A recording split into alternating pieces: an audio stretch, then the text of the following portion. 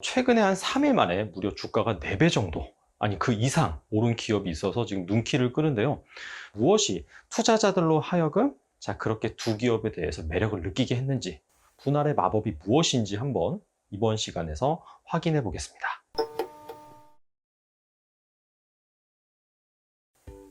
안녕하세요, 달란트 투자입니다.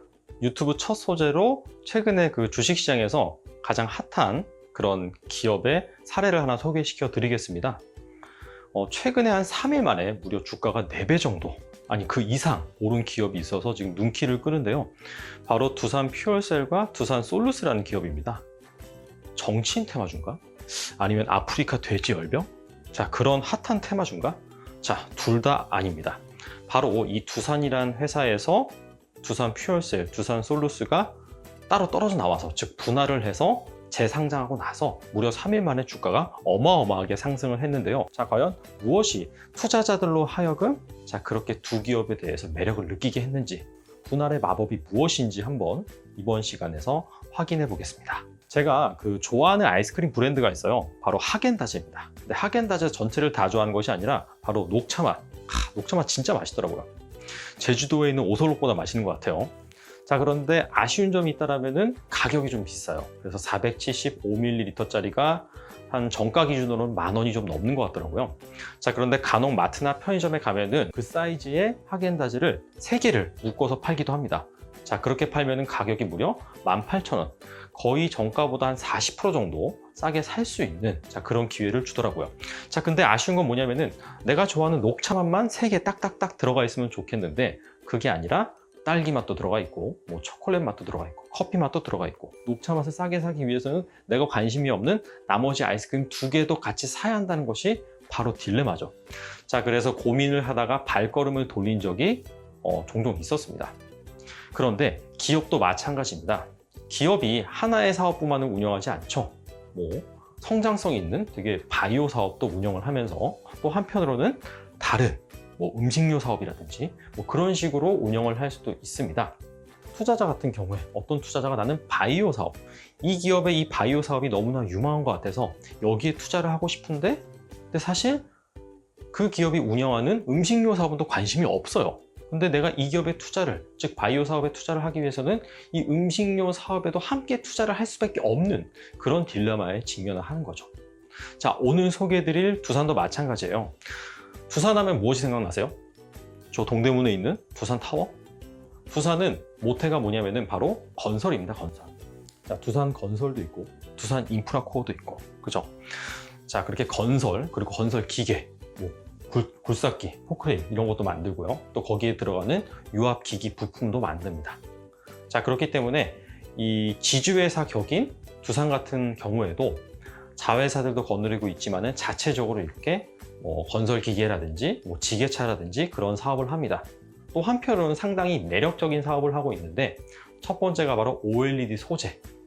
차세대 디스플레이죠, OLED. 그래서 LG와 지금 삼성이 각축전을 벌이고 있는데, 이 OLED에 들어가는 핵심 소재도 만들고요. 그 다음에 이 전기차 배터리, 즉 리튬 이온 전지의 필수 소재인 동박, 이런 것도 만듭니다. 그리고 마지막으로는 이 최근에 신재생 에너지로 가장 많이 각광받고 있는 것이 바로 수소입니다, 수소. 그래서 이 수소를 저장할 수 있는 연료 전지, 이쪽 사업부도 있어요. 그래서 이런 것들은 상당히 매력적입니다. 그런데 전체적인 이 두산 그룹을 놓고 봤을 때는, 즉 두산을 놓고 봤을 때는 이 매력적인 사업부 비중이 낮은 거죠. 그 건설 쪽, 그쪽 사업부에 비해서는. 이 두산의 그런 매력적인 사업부가 있음에도 불구하고 투자자들이 선뜻 두산에 손을 내밀지 못했어요. 왜냐면은 그 매력적인 사업부에 투자를 하기 위해서는 매력적이지 않는, 즉 건설 쪽에 함께 투자를 할 수밖에 없었으니까요.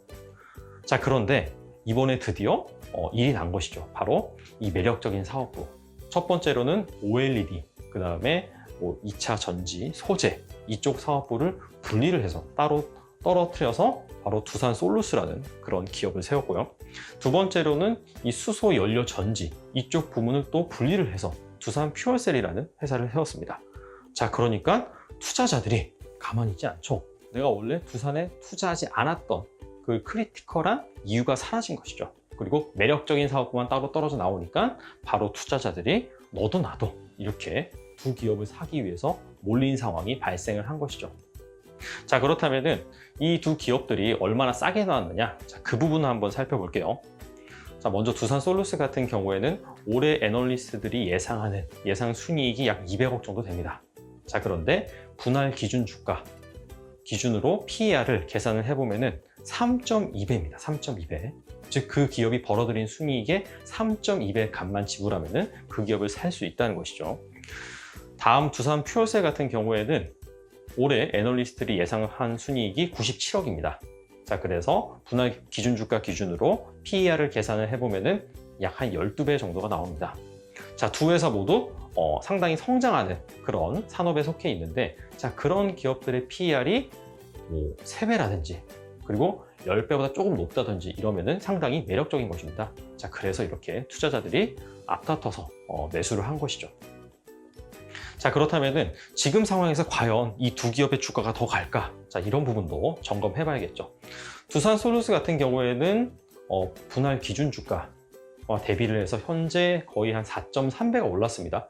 자, 그래서 PR이 14배 정도예요. 자, 그런데 비슷한 그런 동종 기업이라고 분류를 하고 있는 덕산 네오룩스라든지 그 다음에 일진 머티리얼즈라든지 이것과 비교를 하면은 여전히 좀 많이 낮은 수준입니다.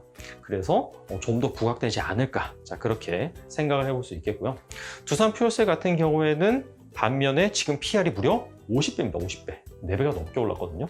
자, 그래서 아무리 성장 그런 기업이라고 하더라도 단기간에 너무 주가가 많이 오른 점, 그리고 PR이 상당히 높은 점, 이런 점을 감안한다면은 이제 어느 정도 다 찰 때까지 차지 않았나, 자, 그런 식으로 해석을 해볼 수가 있을 것 같습니다.